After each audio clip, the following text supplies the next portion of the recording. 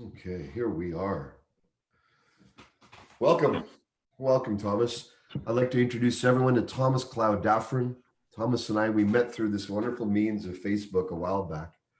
And I was very impressed and moved by the depth of your understanding, your wisdom, the breadth of your experience. You're a scholar, a poet, many things. Would you be kind enough just to share a little about your background, who you are, and then let's dive into this very unique time that we're in place. Yeah, sure. Okay. Well, Satya, nice to meet you. And it's great that it's one of the paradoxes of coronavirus. We get to talk more to our friends. Yeah, um, yeah, I'm gonna run through certain sectors of work that I've done. So I'll just do a very like a one paragraph please. summary. I was born in Montreal, so I'm Canadian actually, and I've lived in Montreal and Alberta. Um, I'm a global citizen, so I now live in France. I think of myself as a European transatlantic global citizen, but India's my other home. I've traveled there about 10 times giving talks. Ah, okay. I know India pretty well all over. I've actually been to about 35 countries in the world. I added them all up one time. And I'm the proud owner of a library ticket to the Vatican Library, which is one of the greatest places. When I go traveling, I tend to hit the libraries. I'm a library groupie. So yeah, I'm a scholar and a philosopher and a poet and a historian. Yes. So that's my sort of one of my academic fields as well. And I'm also a Druid. So I'm an activist in the Druid community in Britain and Europe. And that's very relevant to your warrior sage idea, because the Druids were the counselors and advisors to the warriors in the Celtic world. Yes. Warriors couldn't go to war without permission from the Druids, and if we didn't give it, they wouldn't go to war. Interesting. I'm trying to revive that idea. I'm with you. I think that is so valid and needed now that people of wisdom, people connected to the earth traditions, to the understandings of nature, be the main advisors of our time, like they have been as advisors for many, many years in all cultures.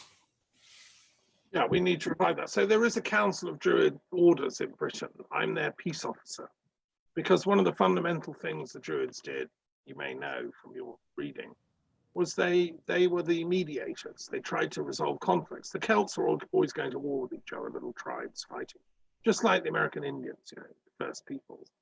And so the Druids, just like the elders among the American Indian community, had to try and bring peace. One of my heroes is Deganawida, who's a great Canadian American Indian who founded the 5 civilized tribes. He was a peace visionary. So I'm the equivalent in Europe among the Druid community. Um, I'll talk a bit more about that in a minute, but that's just a brief introduction, really. Thank you.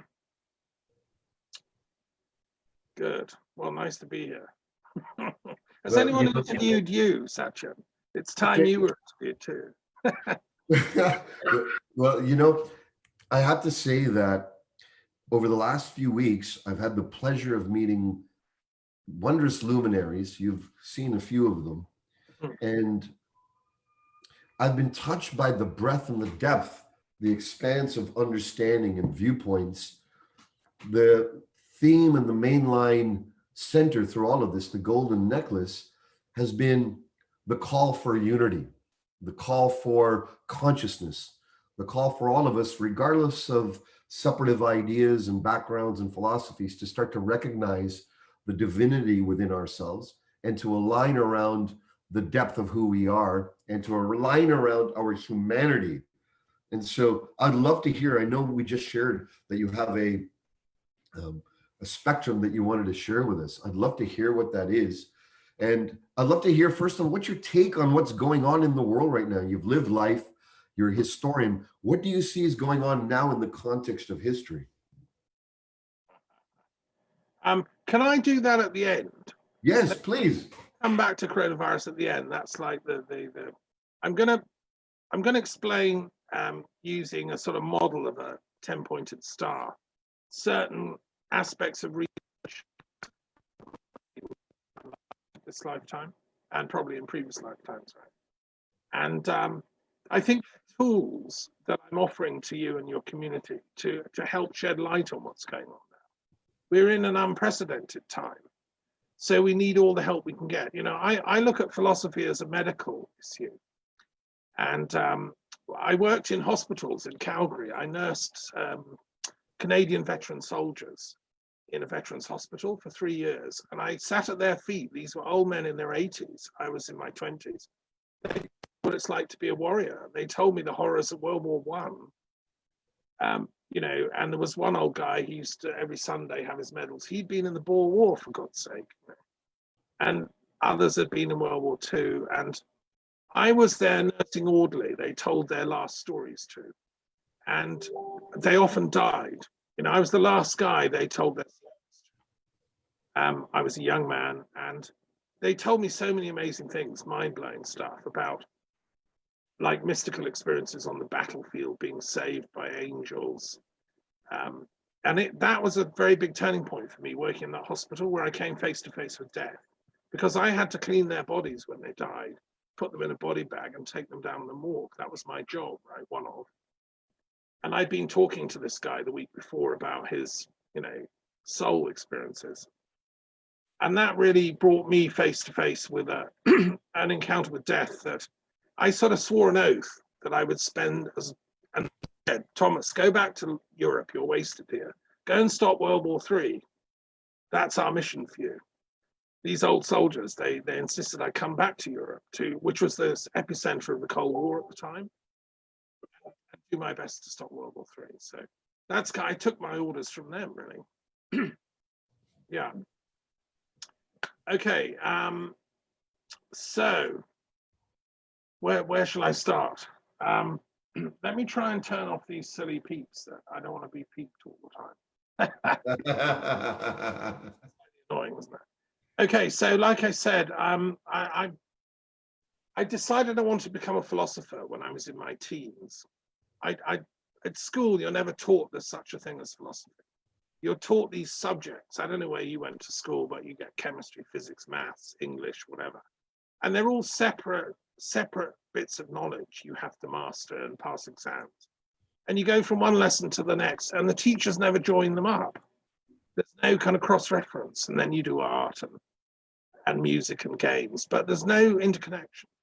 I dropped out of school to become a poet when I was 15. Wow. The formal educational system. I said this was a conspiracy against wisdom. And I said, okay, schools are a conspiracy against wisdom. And I wandered around Britain becoming a poet, writing poetry, growing my hair long, you know, and I did a bit of archaeology. The other thing I was interested in was archaeology. And then I decided, no, okay, I better, you know, do some exams. I did what we call A levels, and I did ancient history and English, enough to get to study at a university. And in doing ancient history, I discovered philosophy, which was like a secret nobody had told me existed. And I discovered Socrates and Plato and Descartes and Spinoza, who really did it for me. And I discovered there's this thing called philosophy, which joins up all the mosaic of learning. So the conspiracy against wisdom is to keep everything separate. It's to separate, you know, everybody out into their own little field of knowledge. But philosophers, we're the guys that have to join everything up together and come up with the overall meaning. What is this for? What is life? Not, oh, well, the biologist will say it's this, or the sociologist will say it's this, or the lover will say it's this, you know, but no, what is it actually in the whole of it? So when I discovered philosophy, that made me, you know, that you can love wisdom. Philosophy means to love wisdom. It's not enough. I mean, we can never be truly wise. All we can do is love wisdom. It's a state of being that descends on us. And then I studied. So I actually, I actually dropped out of the university philosophy department because it was terribly arid. In those days, philosophical academia was all about blocking metaphysical discourse. You couldn't ask why questions. The dominant mode was a thing called logical positivism, which was scientism. They were materialists, and they were out to stop any kind of discussions about ultimate matters. They regarded this as the job of philosophy, critical intellectuals. And so I rejected that, and I walked to Stonehenge one May morning in the 70s when we did that kind of thing, and just had some incredible downloads on Wiltshire plains in Stonehenge, which in those days you could walk among. And I realized these old Druids who built that thing and the other monuments of Britain were the equivalent of the yogis of India or the Buddhists. They were the wisdom sages of the ancient world, which I resonated with. And then I spent, long story, but I then decided to go back to Canada, and I spent 4 intense years of private study at the University of Calgary. I did courses in anthropology. I didn't want to do a degree. It was too constricting. I wanted the whole of knowledge, right? But I wanted the contents of the academic library at the University of Calgary, which was brilliant. And for 3 years, 3.5 years, I studied intensely. And I deliberately took a yogic path. That was my period of brahmacharya. So I was celibate, totally not doing anything naughty, and just sticking with the studies. And I read through the classics of world spiritual literature, way, way beyond what you would do for a degree, completely over the top, So I read Jainism, Zoroastrianism, Buddhism, Hinduism, Christianity. It was the first time I read the entire Bible fully, and the Jewish texts, the Zohar, the Kabbalistic commentaries. And I read the Quran fully for the first time, with commentaries, maps, atlases, to fully understand the map of man's spiritual history. And it took me, as I say, 3.5 years.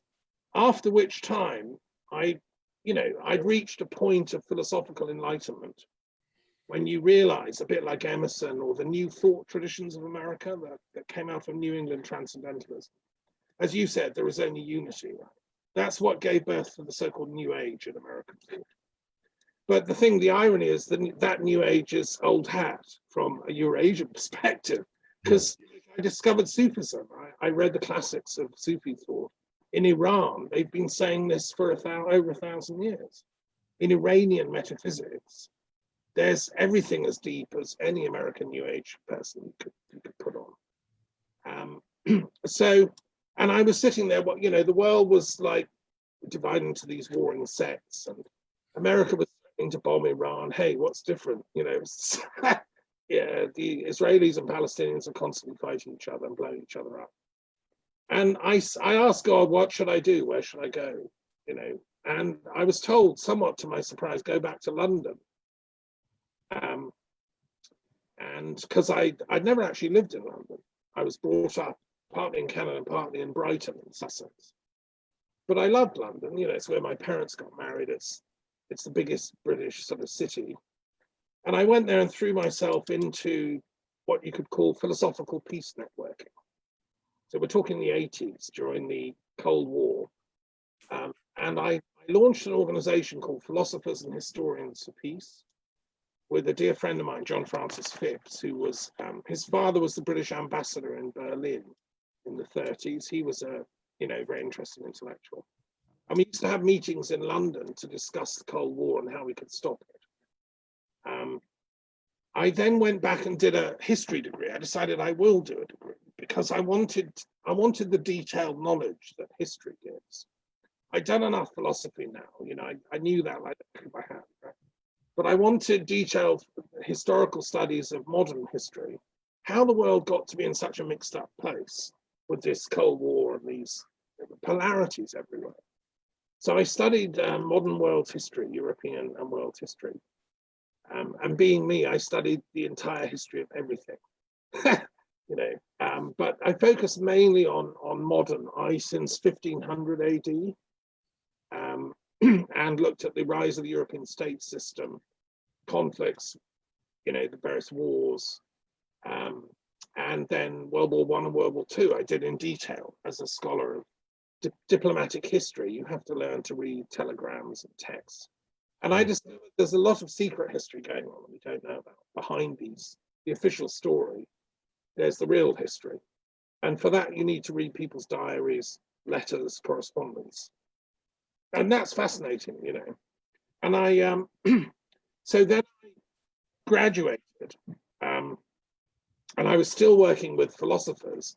We had a big conference of philosophers in University of Sussex in '88, where we brought together Soviet and European and American philosophers for the first ever time to discuss peace.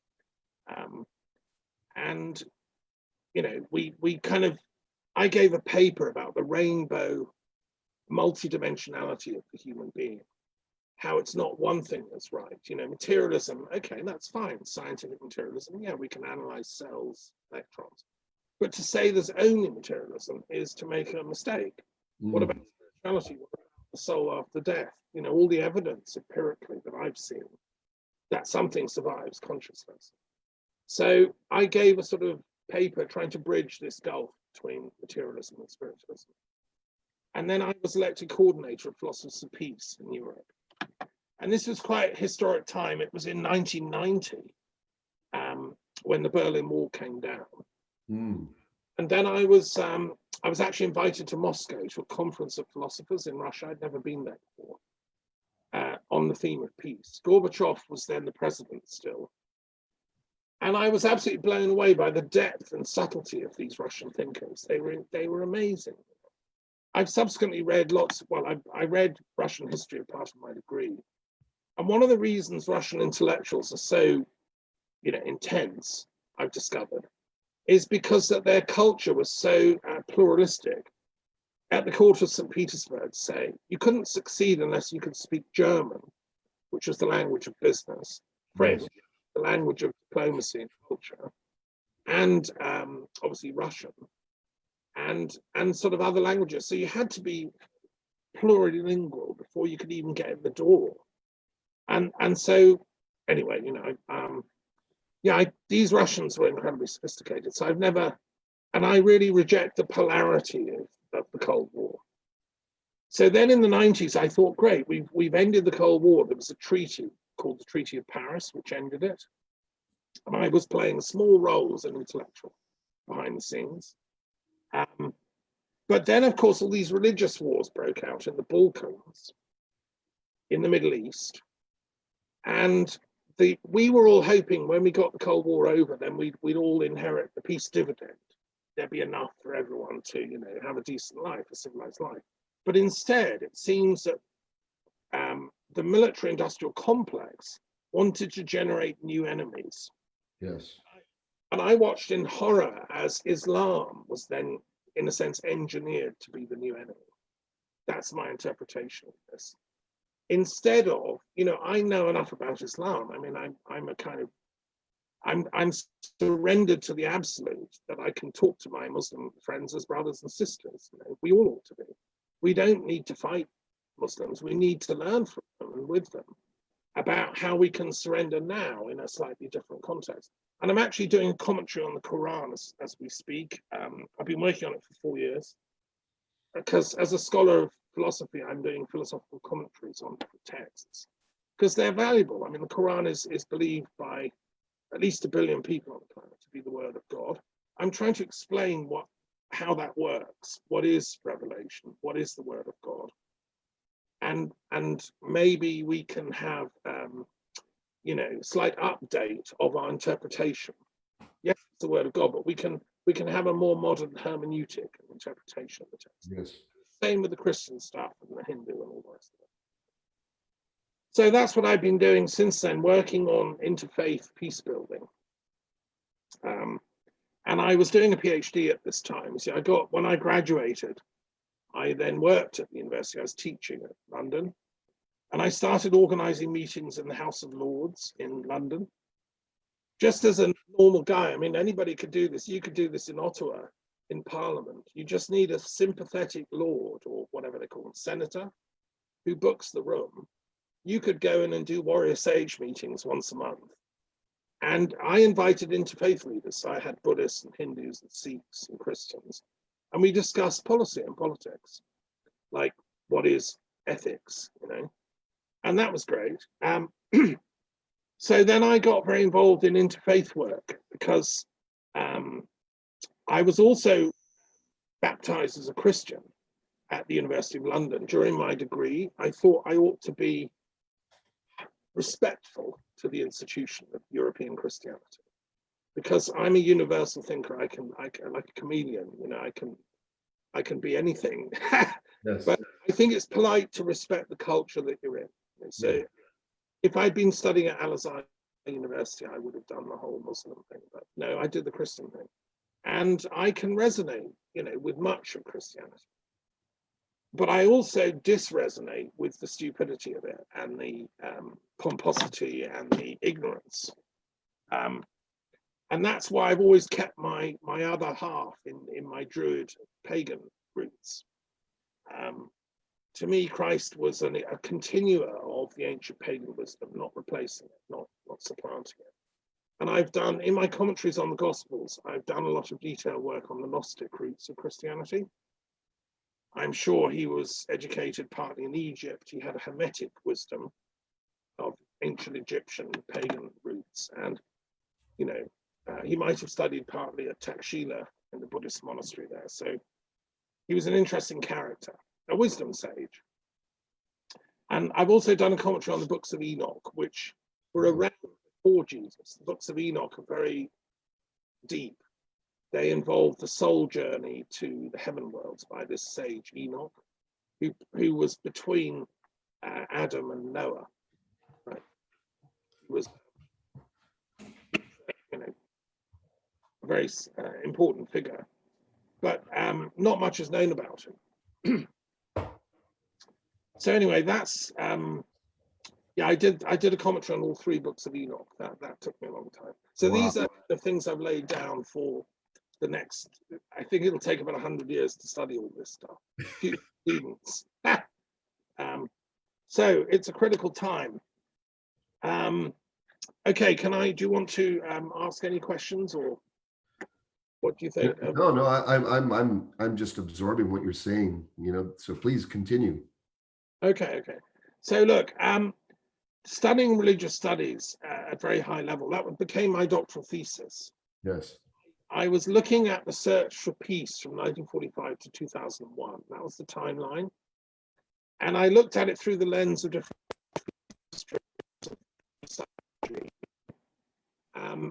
and religious studies. You looked at it through the lens of what again? The sound just buzzed out there for a second. Through the lens of historians. So I asked which historians have been writing and working on peace issues during this. I looked at it through the lens of philosophers. So which philosophers have been looking for peace issues? People like Bertrand Russell and so on. I looked at psychologists. So I looked at people like Maslow and Jung and Carl Rogers, who'd all said things about peace.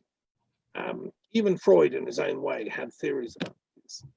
And then I looked at religious thinkers. So I looked at people like Martin Luther King and Gandhi, you know. And then I put all this lot up in a big soup and I said, well, where are we at now? What do we need? And I pulled out of the soup this thing called transpersonal history. Conclusion of my thesis was we need a whole new branch of history, which combines transpersonal psychology, which is like Ken Wilber, Jung, you know, the idea of the spiritual history of mankind, the noetic history. We now have to study that scientifically, using the tools of scientific history, which is about evidence and proof and triangulation. So you get like 3 bits of evidence to verify something. So when you're confronted by some New Age traveler saying she's just talked to the Pleiadian Council and blah, blah, blah, you have a methodology to verify or not, you know. I mean, because one of the things I noticed quite early on in my studies in the esoteric field, because I got very interested in esoteric history, is that these wonderful esoteric channels, they all say different things. So Rudolf Steiner has a whole take on history that's slightly different to Blavatsky. Yes. Slightly different to, you know, you name them. I mean, there's millions of these types around in the 19th century as well as the 20th century, as well as now. So how, you know, why? Are they all bonkers? Are they slightly off? Where's the truth was the question I was asking. And that led to this idea of transpersonal history. And I got interested because I discovered they're interested in the stuff in Russia. You know, there's a whole big thing in Russia and in the Middle East, you know. In the Jewish tradition, the Kabbalah is is an interpretation of history through the Sephiroth, the stage humankind evolved through. We're coming out of the Sephiroth of Gevura, which is judgment, sternness. I don't know if you're familiar with the Kabbalah. And we're moving into the Sephiroth of Hesed, which is compassion, mercy. But it's a difficult transition. A lot of people are still stuck in Gevura and judging everything, you know. So that I did that, and I and whilst I was doing the research, I ended up teaching in schools in Britain. I retrained as a school teacher because I don't think knowledge should only be for the elites. You know, I was going to conferences and meeting bishops and popes. I went to the Vatican. I met the Duke of Edinburgh. You know, I was working at quite elite level. But then I thought, what about the poor working class kids in you know, East London or wherever? I said, how can this knowledge be transmitted down to those kind of types? You know, they deserve to know this. This is good news, right? So I came up with various, and I published a lot. But the most important thing to share, maybe for now, is this thing: the periodic table of the world's tradition. I don't know if you can see that. So it looks like Mendeleff's periodic table of the elements. Yes. Color coded, and it's got bits of writing in each box. Okay. What this does is it covers the entire history of human, spiritual, and philosophical. Wow. Each of the color codes is a different religious grouping. So the green ones at the top are paganism. You've got Christians are the light blue. These are the humanists. You've got Islam, Hinduism. The Iranian ones, things like Zoroastrianism. You've got new religious movements, so theosophy and you know, all those kind of things. And then Judaism comes down here, Chinese is up there. So there's 162 boxes. You've got philosophical traditions here, things like Kant, Platonism, and things like that. Now, this was a teaching device I invented. It's on my website for bright kids that want to learn the subject. You see, the way religious studies is taught is very dumbed down on the planet. We're really at a sort of base level because most people think their box is the only box. So this is the Roman Catholic that ignores all the others, like the Rosicrucians, the Gnostics, the you know, the Protestants, Presbyterians, the Methodists, and so on. And normally, you go to a school which your parents want you to go to, and you get taught the dogmas. And the same with the different forms of Islam, Shiism, Sunnism. You get taught the dogma. Mm-hmm. If this periodic table as a poster was on every single classroom in every school in the world where they do religious studies or theology or philosophy, and I think it should be part of the curriculum of every kid, you know, this would transform the thinking about these matters, because I say that, you see, you can't be a chemistry student and not learn the whole table. You can't go in and say, no, I only want to learn about oxygen.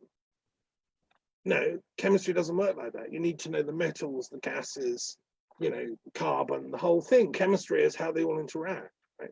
You can't, that's not knowledge, just to learn about one or two elements. So I would say in philosophy and religious studies, you're illiterate unless you know the whole table. And I would insist on my pupils, they have to master the whole thing by the end of their, you know, school years, because each one is really complex. And on the website, you can read what are its key texts, who founded it, when was it founded, what kind of virtues it believes in, what values it stands for, and so on. So this is a teaching tool for humanity. Beautiful. So we do our homework, right? And this would stop the wars, just this one thing, you know? Yeah. So when you do that, when you have this, can one see the common ground? Is that the intention behind this? Can one extrapolate the common ground, the thread that moves through it all? Yes, absolutely. Yes, yes. I mean, if you study them all in great detail, as I've done, you realize that the greatest sages in all the boxes have said the same thing, which is that we don't know the ultimate. They end up with humility, right? So take physics. There's one of the boxes here is philosophy and physics. So this is all the bright, brainy people that say you need to understand physics, and you know they do it TED talks about the electron and blah, blah, blah. Well, Newton, who was one of the greatest of all scientists in Britain, he said a very famous quote. He said, all my life, I've been like a child sitting on the seashore, tossing pebbles into the sea and watching a few drop and make a few ripples. But all around me, the ocean of wisdom lay undiscovered. Right? And this is the guy that discovered gravity, who mathematized it, who discovered how light works, who discovered the rainbow properties of light, and who also invented calculus for mathematicians. So, and yet he felt he was just tossing a few pebbles in, right? Because he was humble enough to know all the vast vistas of knowledge he couldn't, see. I mean, he also spent a lot of his life studying mystical and esoteric and occult things, alchemy, which was never published during his lifetime. And he wrote a book, actually, which is about theology, saying that all the religions of the world all go back to one common primal light, which is like the white light, and then they become rayed out like the light of the rainbow, and they become in Hinduism, Islam, Buddhism, whatever. And he asked his colleagues at the University of Cambridge, should I publish this? And they said, no, Isaac, they'll call you a heretic, put it away. And it was never published in his lifetime, And it was only published in 1954 by the University of Liverpool. Can you believe that? Wow. It's his Theology of Peace. I discovered that book, and it inspired partly this work here. So yes, in the Jain one, which is right in the middle there, you're probably familiar with the Jain tradition. So the Jains have a very interesting philosophical perspective. It's called Anikantavada. I've been to India several times, meeting the senior Jains, living masters, and they've taught me to respect this idea of Anikantavada, which means the many-sidedness of knowing. There is not one way of knowing. There's a many-sidedness of knowing, and you can't reduce all these many ways of knowing to a one way of knowing. When one book says we're the only absolute, you lot are all wicked heretics, that's when the mistake starts.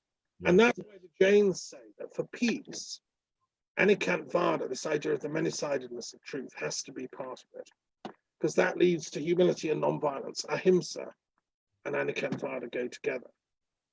And I agree with that. And what I've discovered, this is really interesting actually, on my pilgrimages to India to talk with these Jains, I discovered that I was beating a well-worn path. There was a guy called Pyrrho of Elis, who was living about 300 BC, who also went to India, and he met what are called gymnosophists, naked philosophers. These were Jains, because these hardcore Jains don't even bother with clothes. They think it's a waste of time, Yeah, They're into the soul, right? that's right. So, and he brought back what's called skepticism into European intellectual thought. And the skeptic is the one who suspends judgment on X, Y, Z. And that concept of suspension of judgment, epoche in Greek, was inspired by these Jains. And it's the heart of the academic tradition through Cicero and other intellectuals. But you go to your local university in BC, in Vancouver, they won't have heard of these guys probably. Maybe in the philosophy department they will have done. So that I think is very important. We bring back that suspension of judgment and non-dogmatism, non-absolutism. I'm curious, in your experience of history, is there any particular culture or religion that stands out as the most peaceful, most coherent?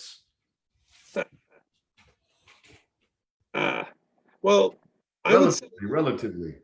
yeah, no, I'd say that all of them have the potential. I like, I want to get some designer to make this a 3D model, put this in 3D. You see, if you put this on the planet geographically, all these traditions have a geographical location, like Arabia or the Celtic world, the northwest of Europe, the American Indian world. They're all up here in the pagan ones. And we're all part of the body of Gaia, over the eons, and no part is better than any other. The Tibetans up in their caves, I mean, that's bliss, it's my retirement home, some cave in Tibet. But the jungles of the Amazon or the pine woods of you know, Scandinavia. I mean, so I think enlightenment, realization, is possible within any one of the traditions and in any one of the geographical areas. With enlightenment comes peace. You give up fighting. It's when you transcend the warrior instinct. You become the sage, the warrior sage. So we had that in the Celtic thing. You couldn't get to be a druid unless you'd gone through the initiations, and you'd realize warriorship, although it brings a rush, adrenaline, it's very exciting. You get lots of sexy women. Eventually, it's boring, and the karma is not worth it. You kill people. You know, that's the downside. So the Druids realized they were the enlightened upholders. Now that same insight was being made in the Americas by Deganawida and his peace people, or Sequoia, who's another great American Indian leader in the Cherokee people. I've spent time in Oklahoma with the Sequoia people. They're amazing. And it was being discovered in India. You couldn't get to be a rishi and enlightened unless you'd given up violence. That was the first thing when you study with a true yogi. Do you ahimsa, you know?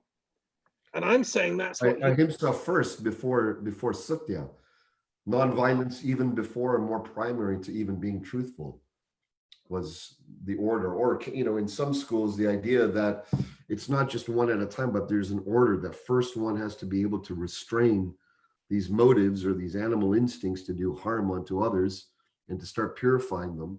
But of course, hand in hand with truth. Yeah. One of my mentors, she says, the truth said without love is a lie. That's a good saying.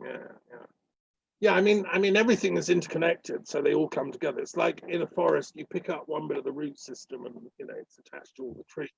Yes. But for the sake of Nama Rupa, we differentiate with different words.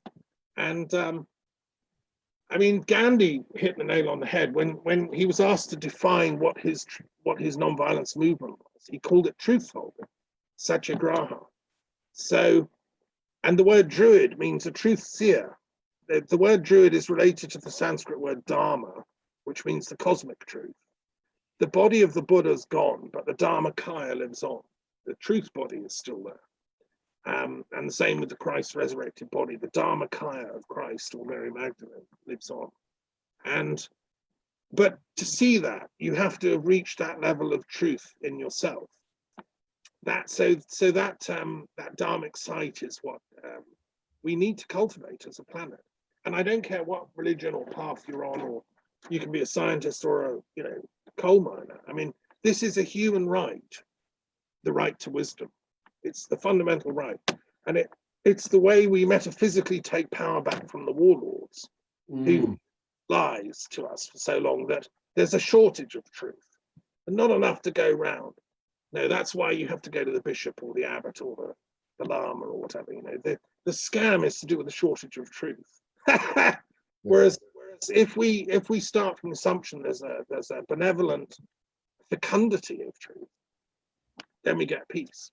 You know, so that's what I've been doing. I've been finding gold in all the boxes.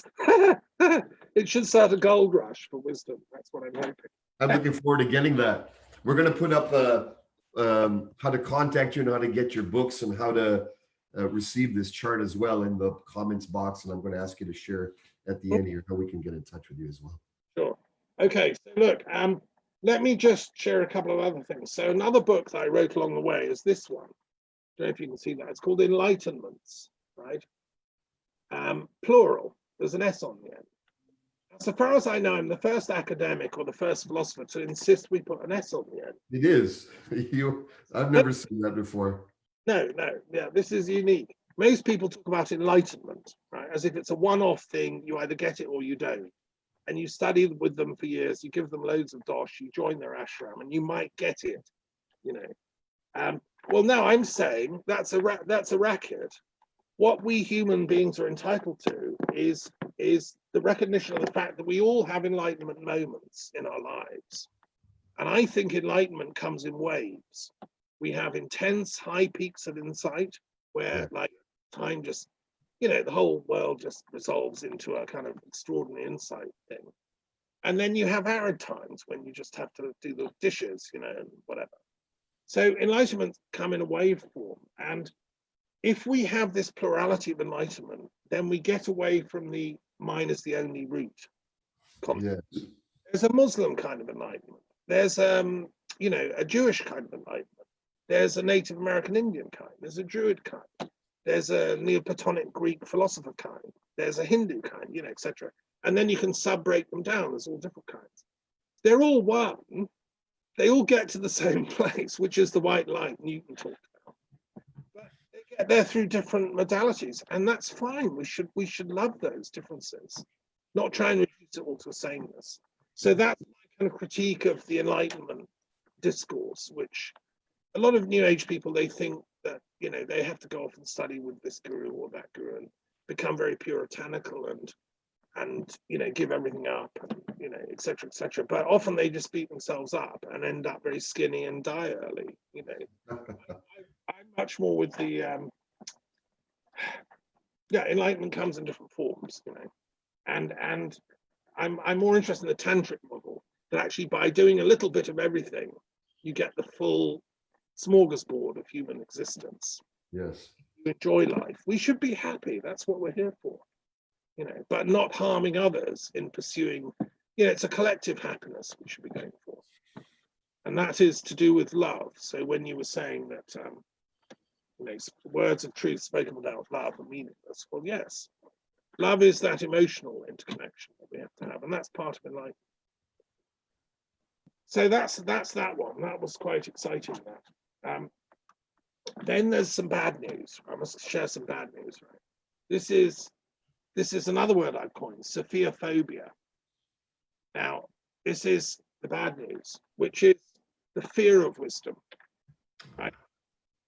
So this is like arachnophobia is this fear of spiders. Sophiaphobia is the terror or fear of wisdom. And I've identified this as a medical condition affecting large swathes of humanity. Yes. I've analysed the different kinds, the types. So there's different types. One is to do with sociology and jealousy. So, you know, if somebody is too clever or intellectual and you're in a bog standard kind of system, let's say you're in a concentration camp, you're a junior guard, you're supposed to be killing the Jews, and you say, actually, I'm not sure this is right. Is this right? Like, I've been studying Kant, and I think probably what we're doing here is wrong. Well, no, that's too clever. You're not allowed to ask questions. So you'd get sacked, right, and probably shot. And all systems of injustice, like I've been reading a book about Mao's tyranny in China recently, and how he terrorized the Communist Party into becoming like a death squad in action. Nobody had the courage to say to him, like, is this right, what you're doing, Mao? You know, like, you've just killed another 10 million. And I mean, so, no, because everybody was afraid of speaking out. They were Sophiaphobic. They were afraid to speak up. And you see this with tyrants like Roman emperors, Nero or Caligula. Why did nobody speak out against their evil? Or Hitler, you know? So that's one type of Sophiaphobia. And then there's well, the problem is when you do speak out, you normally get killed or crucified, which is what happened to Jesus and millions of martyrs throughout history. So Sophiaphobia also manifests as killing the sages. So you have to be very sneaky. That's where the warrior sage comes in. You have to stay alive and melt into the shadows. That's how the Druids survived. We didn't confront the Roman Empire head on. We knew we couldn't win. We went underground, melted into the forests, and waited. And then the Roman Empire announced it was becoming Christian. So we thought, okay, that's a step forward. That means like no more crucifixions and killing people for pleasure, which they were doing, you know. And so then we said, okay, but so we kind of infiltrated Christianity and tried to make it wiser, you know. So that's Sophiaphobia. That's what we're up against. And oh gosh, yeah. Right. Let me move on. The other thing I did in this time was I set up a mediation service dealing with interfaith conflict, because I trained as a mediator in London and California in educational work. So I trained kids in schools to mediate disputes like bullying and things. You probably have some programs like that. You would have heard of peer mediation and stuff. Yes. So I got this idea when I went to the Vatican to a big interfaith conference with Pope John Paul II and loads of cardinals and amazing spiritual elders, including American Indian types and African chiefs and things. And I said, look at these 600 religious leaders here. Why don't we train them up as mediators, and then they can go and help put out the conflicts? When two of their religions fall into clashing, like in Kashmir, why don't we send in a team of very senior Muslim clerics, very senior Hindus, and make them just realize that they're letting the show down? What they're doing is not either Hindu or Islamic, it's against. So that was the vision, and I acted on it and created the mediation service in the 90s, which is still going, and it's still the only interfaith mediation service on the planet, which is completely bonkers. Wow. Why aren't there more? Because there are so many religious wars going on.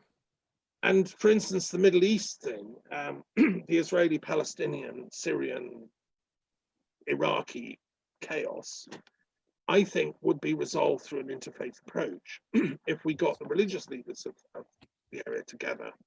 So that's what I've been working on. And it's interesting, I've just done a detailed commentary on Trump's peace plan, which he announced at the White House. There's lots of things about it I don't like. It's set up to fail. He didn't invite the Palestinians to even come to the launch. It's like deliberately rude. But the one good thing about it is he does talk about the interfaith dimension. And in that document, he says he wants a peace for all Israelis, all Palestinians, and that they can visit sacred sites throughout the whole region on pilgrimages. So any Jew can trot around Palestine, going to all his pilgrimage sites, and any Muslim could come around Israel, going to pilgrimage sites. Now that, I love that. Yes. I've been working on that. And that's actually in the document. But of course, how we get there. So I wrote a 40-page critique of the document. Most peace stinkers threw it out and said it goes in the rubbish bin. I say, no, let's call his bluff and actually say, well, how do we do it? And I think we have to work with the religious leaders instead of, accusing them or attacking them. But we should do it neutrally from the position of Accountancy, not from,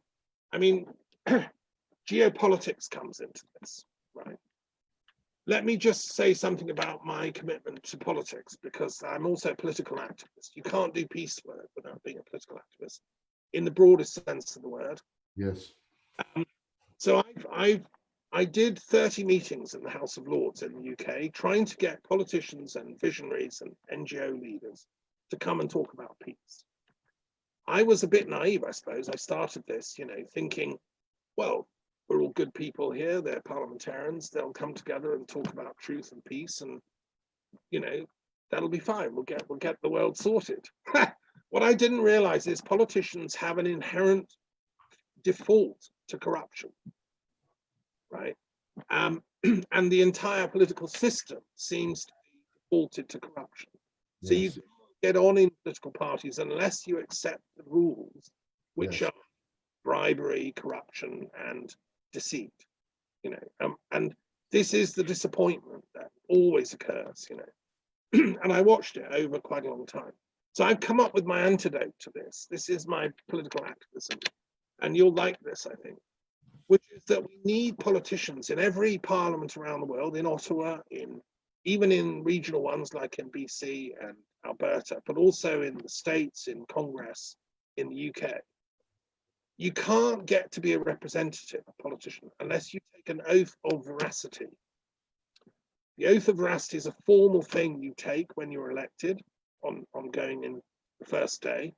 And you swear to tell the truth, the whole truth, and nothing but the truth during all your debates, discussions on the floor, and in answer to any written questions. In other words, you have to just tell the truth. You can't lie. And if you're found to lie, you lose office immediately. You're sacked as an MP or a Lord. Now, I've got a website. I'm campaigning for this. It's called the Duty of Parliamentary Veracity Bill. I written it for the UK, but it can be adapted to any other country, India, whatever. I maintain that if we got that bill through parliaments, it would clean up politics, because I don't care, you would still have differences about your political views. A conservative would still want to have more capitalism, and a socialist would still want to have more nationalisation. That's fine. That's not a matter of truth. That's just political opinion. But what you do is you would get rid of the idiots who just don't know the difference between truth and lies, and you never know where they stand. And I mean, you can look around the world and you can point to a few people like that who just miss that essential ethical education component in their schooling.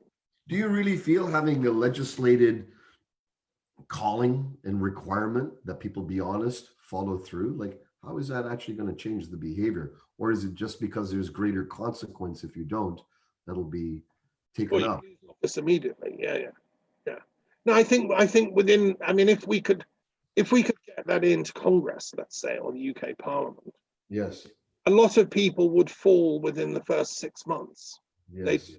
Because lies become so essential to their nature. The other thing I'd like to add to this is that whatever political promises are made, if the people are voting you in and you get voted in based on a premise, based on your positions, based on what you're going to fulfill, the moment you get into office, you can change that anyways. So what platform, like, you don't have to actually go ahead and fulfill, you can change things. You can, if that was made mandatory, that if you had a list of 10, those things, they must be attempted to be fulfilled. It's not coming into office on the wrong premise. Yeah, because otherwise it's a lie. If you stand for office and you say, I'm going to banish whatever fox hunting, and then you go and you that's a lie. Yes, perfect. Yeah, I mean, anyway, that's one thing I wanted to say. And the other thing which relates to this is my work as a historian. I've been doing this all along. I did finally finish the doctorate in the mid-2000s, and I, wore my big red robes. It's great fun when you get a PhD, you get to wear red robes, right? and I stopped the doctorate at 2001, okay, at 9/11, in fact.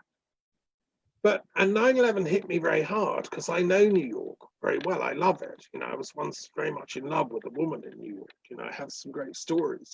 And when that attack happened, I was really, really upset for the people who died and for the chaos it unleashed on the world. Iraq, the war. I watched in absolute horror as all this stuff unfolded. It didn't occur to me till I met an Native American woman who came to visit me and run a conference with me. She said, all that stuff we were told about 9/11, Thomas, it's not true. This was only about 2 or 3 years after it all. And I said, what do you mean? Of course it's true. I mean, it was bin Laden, wasn't it? And, Al-Qaeda. She said, no, Thomas. And she was one of the very first generation of people who were not satisfied with that initial lie. And I at that time rejected that. But then subsequently, I went into it in greater detail. And I looked at the evidence of the architects and engineers as to the physical impossibility of the planes having brought those towers down. And that convinced me. I'm a scientist of history. The official story we were told by Bush is a lie. And it's a very subtle, clever, but dangerous lie, right? So this business about getting politicians to tell the truth, is quite important, actually, historically and retrospectively. So what I did, because of my training as a historian, I took 2 years out, 3 years of my work, probably more like 4 or 5, on and off. And I wrote the first ever history of the 9/11 events in detail, forensic detail. So it's called Towards a Prolegomena for the Ethical and Historical Study of 9/11. So it's partly philosophical, like, well, so what if they lied? So what if it was an inside job? So what? Move on. No, it matters, because the lie was then used to construct very damaging foreign policy decisions like invading Iraq, which had nothing to do with 9/11, and Afghanistan, And I was teaching Afghan students at the Muslim college where I taught in London. And one of them even knew bin Laden in the late 90s, who at that time was on the side of the good guys. He was trying to get peace, etc., etc. So I felt personally, And also Ahmad Shah Massoud, who was killed 2 days before 9/11. He was the leader of the good Afghan soldiers. He was a warrior, right? But an intellectual who was trying to fight off the fanatics, the Taliban type, for the moderates. And I don't know if you recall this, but 2 days before 9/11, he was killed in an interview. Somebody came and interviewed him, but the camera was a bomb and killed him. And he was the greatest hope for the moderates of Afghanistan. So whoever did 9/11 also killed him. Now I know his brother, who was the ambassador of Afghanistan to London, and I'm really pissed off, excuse my language, at this killing. Now, was it the Taliban? Well, if it was, they had support. What my research has shown and pointed to, and what I do in this book is I run through all the possible explanations. I start from 9/11 wasn't caused by just Osama bin Laden and, you know, a bunch of people running for a plane when they were late. It was a very sophisticated operation involving pre-wiring the buildings. Security companies were involved, you know, etc. So who could have done that? Now I'm a historian. I sit in the middle of all the hypotheses. I practice Anakan suspension of judgment, and I say, well, could it have been these? Could it have been that? Could it have been that much? And I run through all the kind of trails of evidence and all the different theories, some of which are called conspiracy theories, you know, but then, hey, that's a CIA phrase invented to discredit freedom of thought. So, and I don't in the end, in the book, after 1,000 pages, I don't say who it was, because we don't, at the moment, historically speaking, have enough evidence. What I do is I call for the kinds of evidence we need. If there's going to be a proper historical conclusion put under this. And I say I'm willing to chair an international historical commission of inquiry into 9/11 for professors of history worldwide. Yes. We need to know the truth here, you know, and we should demand that the different responsible bodies, intelligence agencies, police, reveal their logs. That's evidence before, you know, it's all destroyed.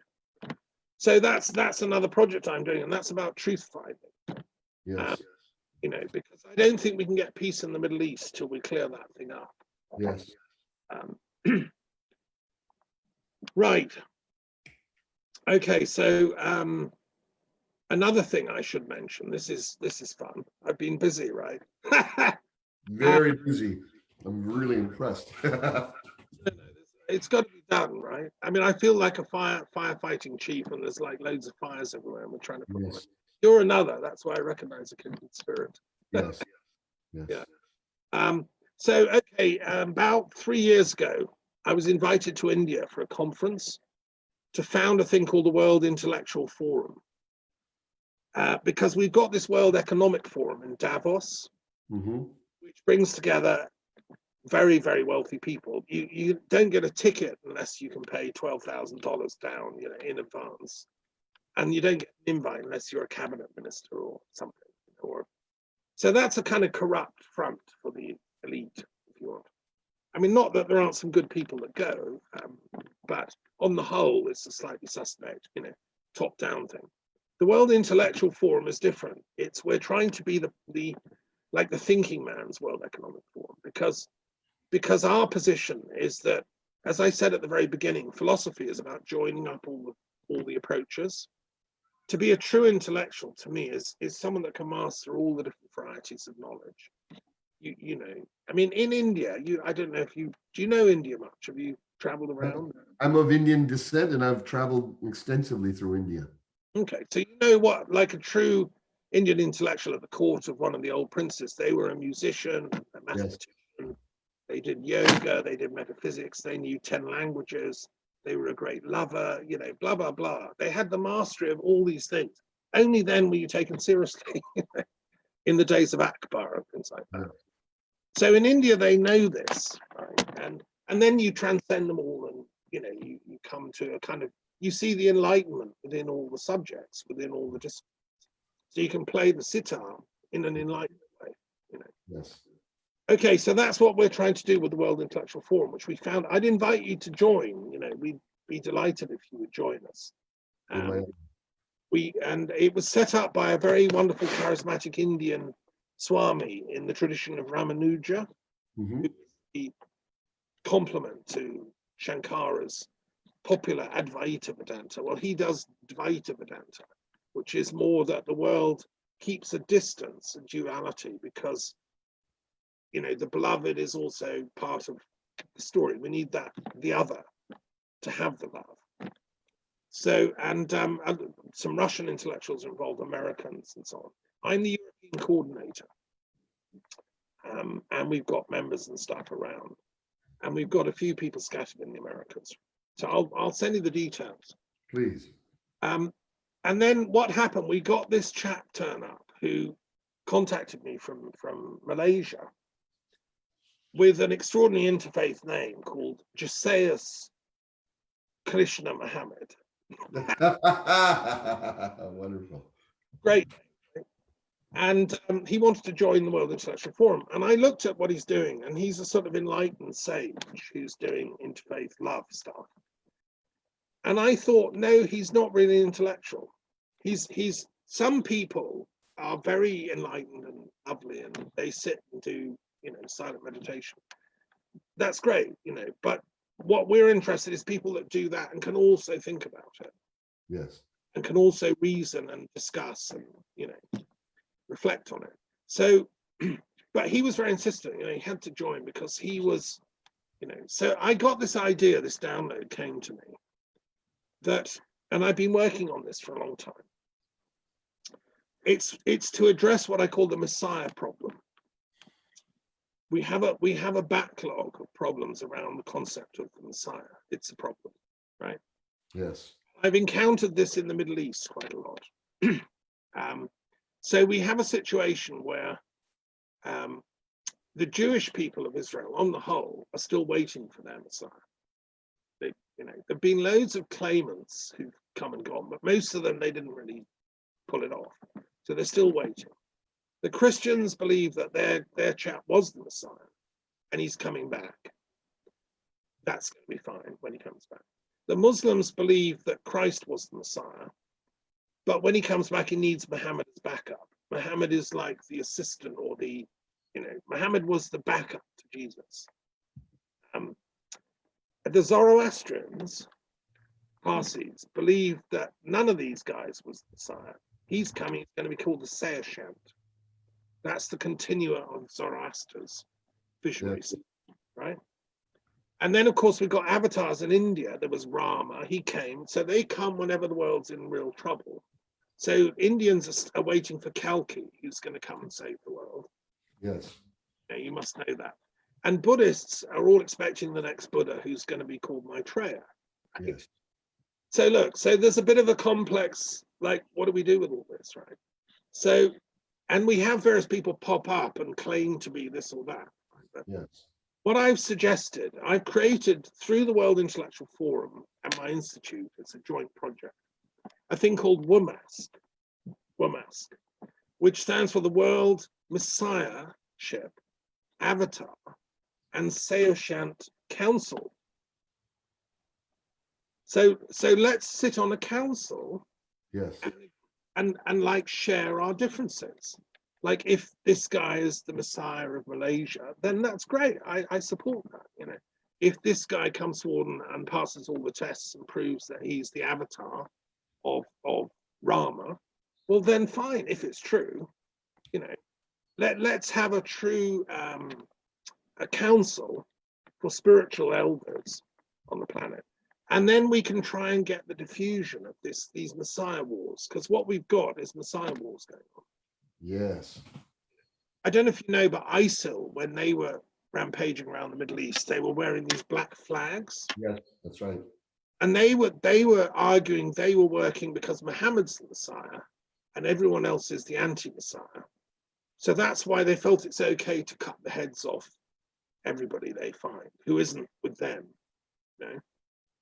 So that's a problem, to put it mildly. The guy behind that was of, you see, a lot of people are very me only-ish when you start talking about this stuff.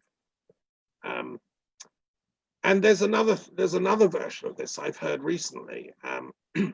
So I've got some Jehovah's Witnesses that turn up and visit me here in France from time to time. They're very sweet. And the woman is a descendant of Voltaire. The rest of us Freemason, right?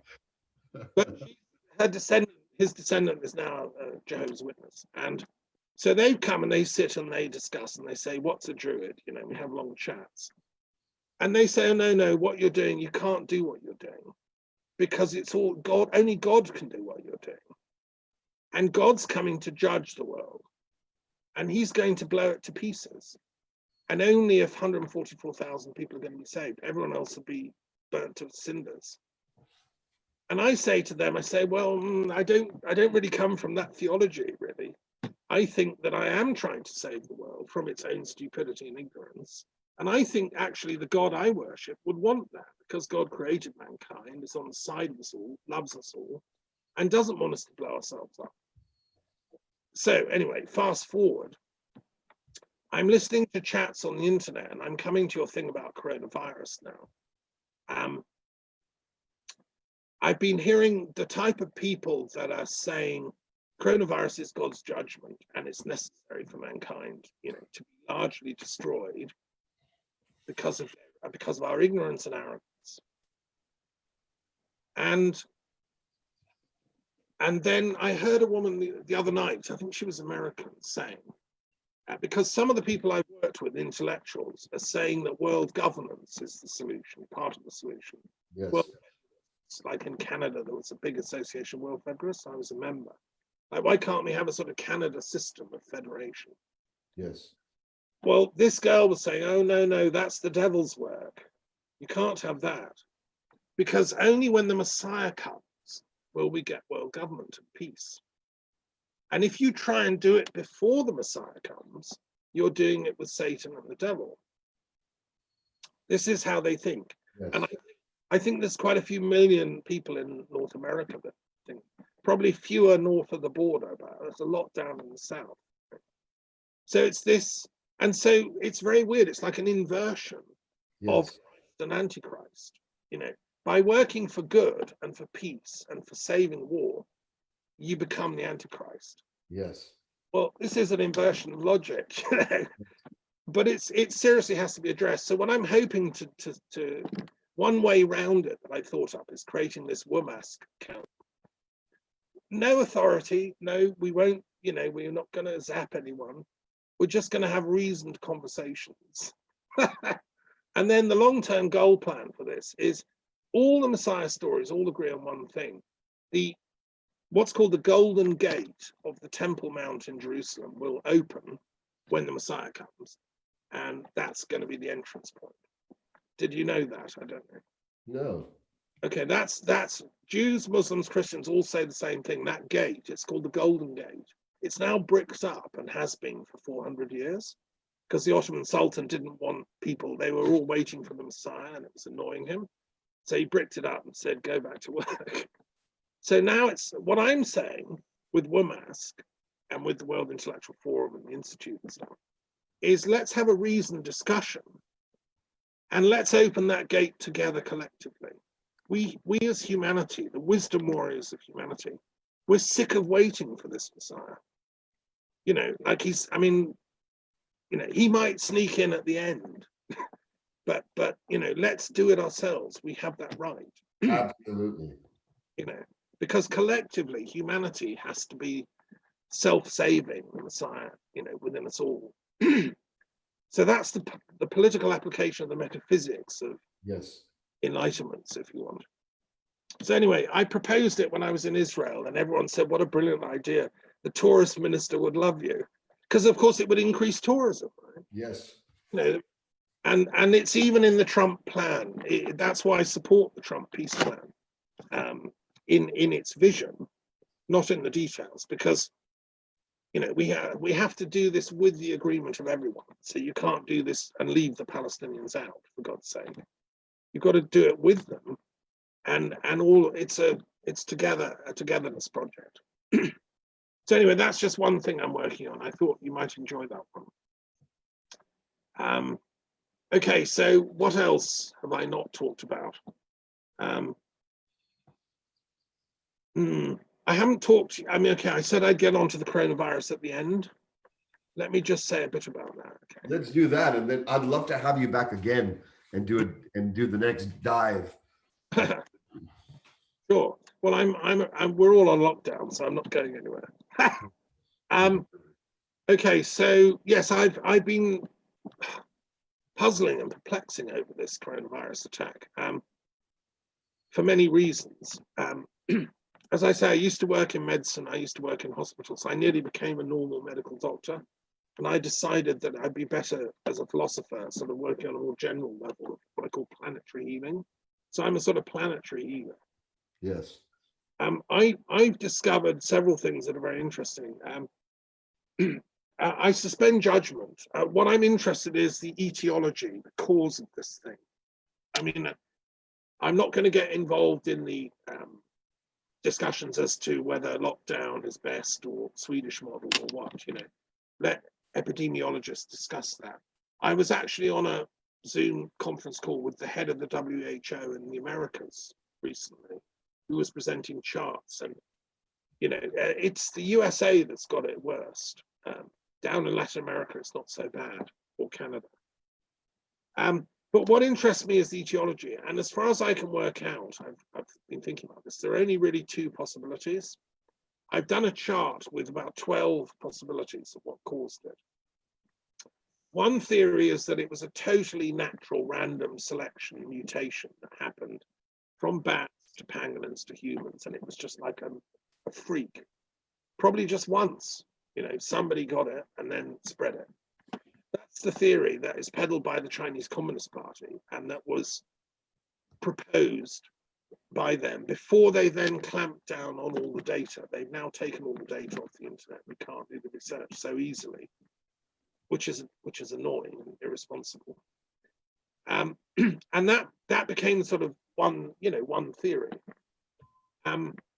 However, there is another theory which has also been proposed by experts, which is that the actual virus that we're dealing with shows evidence of having been tampered with, human engineered, in a lab. That the S spike is too perfect for locking into humans, not to have been put there deliberately. Mm-hmm. And I've looked at the evidence from both sides, and it seems to me there's at least a question to be answered. Was this something somebody invented thinking they were? What annoys me is these kind of virologists are paid vast amounts of money, like that guy Charles Lieberman in Harvard, to invent all this stuff. I mean, he's been inventing little nanotechnology robots that can go in and zap and kill people. I mean, to me, this is an inversion of values. We should be supporting academics working on peace and interfaith and the correct use of science. Instead, we're paying people millions to make little robots that can kill each other. I mean, this is Kali Yuga, isn't it? It's bonkers. So we're faced with the possibility, logically, that it might have been engineered in a lab. Then there's two possibilities that come out of that. Either it was released totally by accident. Yes, it was made in a lab. Somebody was working on it. Let's give them the benefit of the doubt and say they only invented it so they could think of a vaccine. And then it leaked, That's one hypothesis. The other, of course, which is horrendous, is it was deliberately leaked as an act of biowarfare. And there are different theories. Some say it was China, some say it was someone else. You can take your pick from the range of theories. And I've written them all up in my encyclopedic style. And I suspend judgment on which one it was. But I do think that we, humanity, have the right to know, because here we are all in lockdown. Yes. So I think it goes back to this thing about the right to knowledge. So I've discovered that under the Bioweapons Convention, which is an official treaty that governs biological warfare, this is supposed to be illegal. So if somebody did make this in a lab, they've broken the law. And I've also discovered that the UN, through the Security Council and Secretary General, if requested by a member state, has the authority to inspect any bioweapons lab on the planet. of a member state. And that's everyone, apart from Israel, interestingly enough, is not a member of this convention. But China, America, Canada, we're all paid up members. So what I've suggested, and I've written to the appropriate authorities in Geneva, I've said, why don't we action this? You know, I mean, if you were to pick up, write a letter to Trudeau as a Canadian citizen and Yes. had a talk to Dr. Daffern, and he's pointed this out, please, Mr. Trudeau, could you request from Canada? Because I think an awful lot of Canadians, we'd like to know whether this was made in the lab or not. It's just a basic courtesy. And if we inspect all the labs and they're all squeaky clean and no, it wasn't, well, fine. Then we can then be more scientific about it. Popper, Sir Karl Popper was a great philosopher of science. He said science works through disproving hypotheses, not just proving them. You have to be able to disprove them. So we could disprove it was made in a lab theory by looking at them. I mean, I don't know why these guys are paid millions and they haven't started this already. The only possibility, I suppose, is that they know it was made in a lab, but they want to keep quiet. Let's just say the Americans made this thing at Fort Detrick.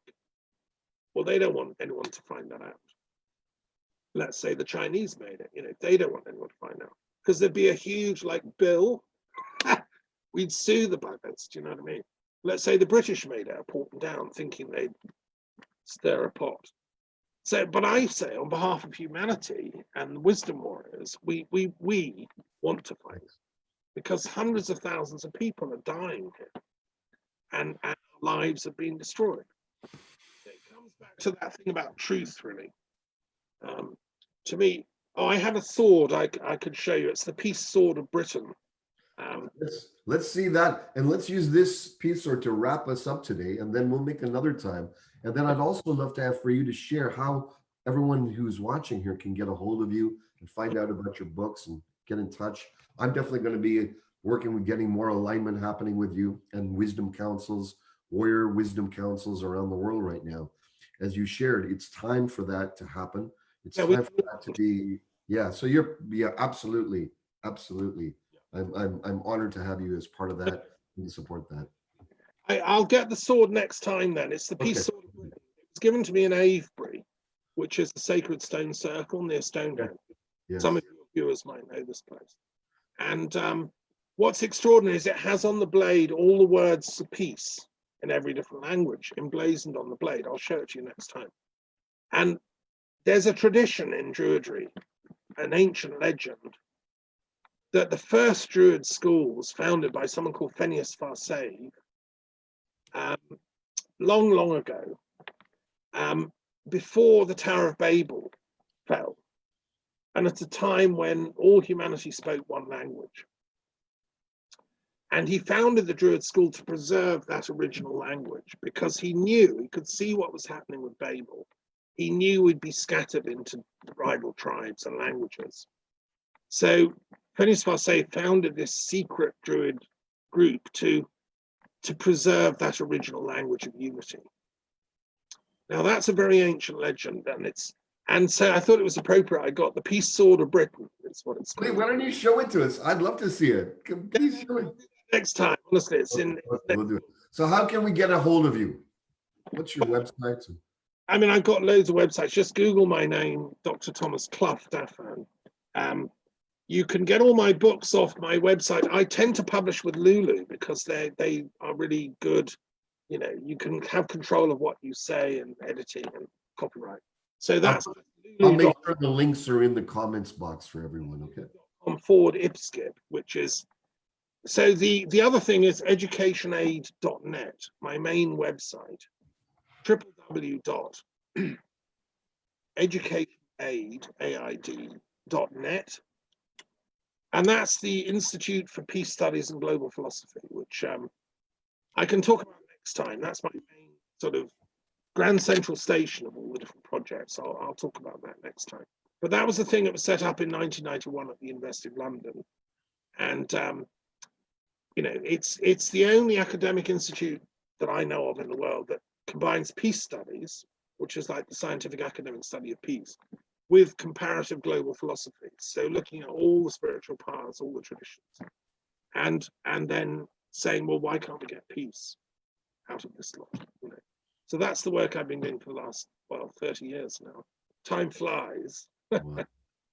Well, it's been an honor having you here and you sharing. I want to acknowledge and give my highest respects and gratitude for all this work. All I feel the intent of it being, as you shared earlier, a world healer for the sake of all of us, for the sake of not only humanity, but everything, the whole world itself. Sure. And so, with great respect, I give you my deepest love and honoring. And Can I finish with one last thing? please, I want to read you a poem. please, yes, let's do that. All this, I'm also a poet. And in fact, I am mainly a poet. That's what I'm doing. You know, I'm a poet. I just have to do all this other stuff, philosophy and history too, because the world seems to be falling apart. If I could save the world with just poetry, I would. You know. Anyway, this is a poem I wrote in Crete in Greece in 1994, and it's one of my sort of it's a poem that resonates on many levels. I think you'll enjoy it. It's kind of tantric and cosmic. Beautiful. It's cool. It's a good one to end with. It's called The Accountancy of Actual Love. Count up the number of times you have smiled. Multiply by each instant of childlike delight you can actually remember. Add in streams and trailing banners of joy for each true caress you've shared with your loved one. For each real kiss given and received, in which your souls melted with ecstasy, add 10 zeros of absolute certain void nature. For each kind word or deed offered, even if not accepted, multiply everything with a cloak of compassionate, radiant, heartfelt glory. For each thought of redemption, each striving towards universal enlightenment, each prayer for others' grace to come rain falling down, sparkle the crystalline spheres with brilliance beyond imagining. Sparkle the empyrean vaults of heaven's own secret realms with strings of magic fairy lights. You do not have to subtract or divide. Always, the dark void suspends us, recycles our misdeeds as space for future actions of kindness, new insights of deeper learning, storing fragments of dreams towards original reconciliation. For each second of each night you have lain with your true loved one and enjoyed the bliss across chasms and the homecoming to the most ancient peace. Add myriads of diamonds, jewel clusters of infinite beauty, super essential gems, perfect mind gold. Then, finally, when you have done all this and amassed your bright heap of joyous karma in 1,000 palaces of delight, surrender it all at once.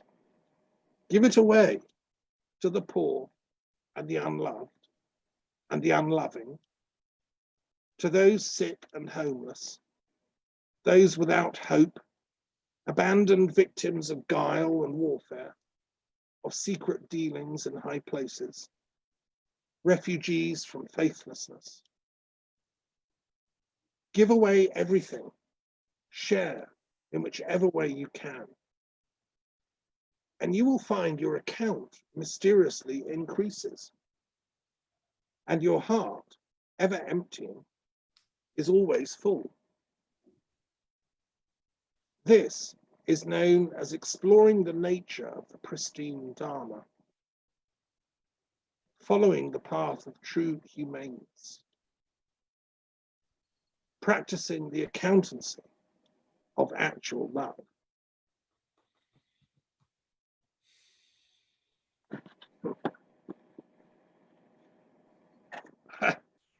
Thank you. Shalom. Shalom. Bless. Love, Till love. till our next time. Bless.